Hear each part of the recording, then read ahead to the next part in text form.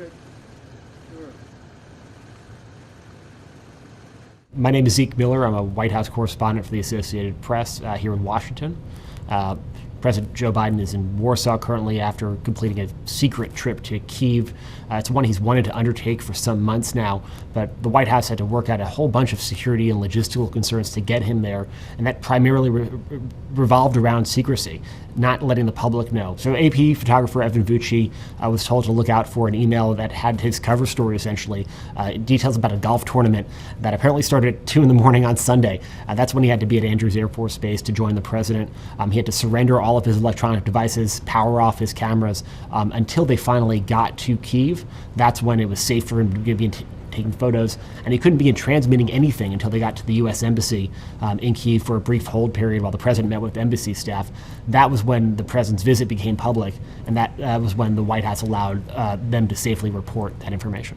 It's not unusual for presidents to visit war zones, certainly where Americans are combatants.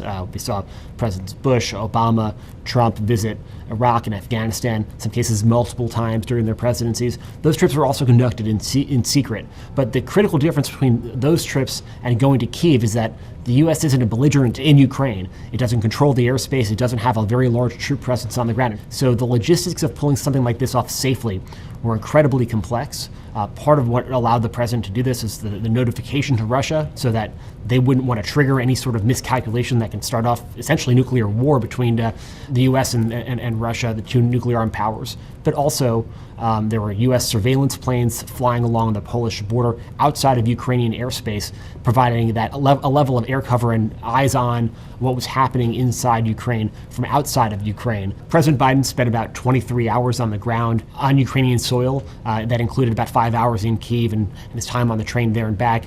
From there, he went to Warsaw to deliver a very large speech. It's meant to be sort of a tentpole speech about the U.S. and its allies' commitment to bolstering Ukraine's defenses for the long haul. He reflected on his time in Kyiv, his meetings with President Zelensky, and tried to rally the free world, rally the people of Poland and the region to stand with Ukraine for quite some time. An attack against one is an attack against all.